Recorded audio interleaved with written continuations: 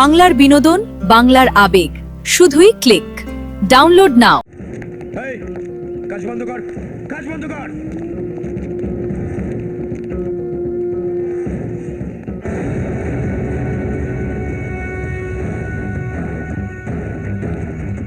আমার জমিটার একটা কোদালের কোপ পড়লে খাল কাটা হবে ঠিকই, তবে সে খালে জল নয়, বইবে রক্তের স্রোত।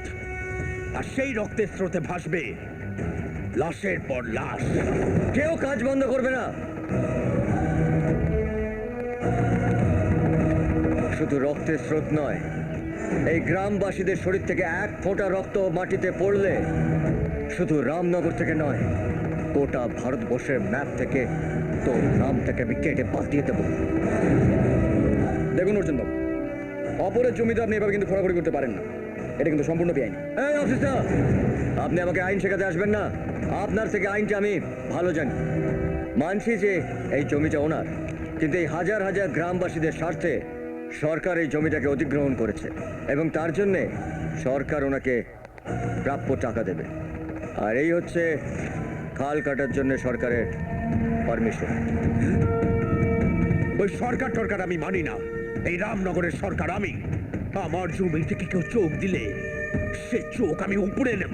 আমি আমার মাকে কথা দিয়েছি, তাই এই খাল কাটা হবেই।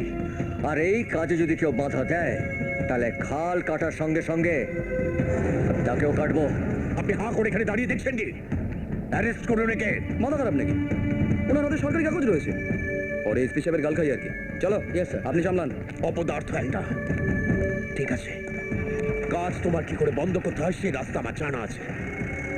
এই, শেষ করে দে স্বপ্নটাকে, শেষ করে দে।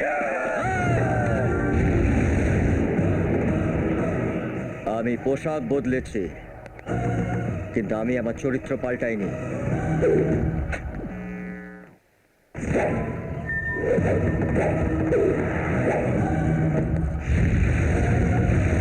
এই না গুরু,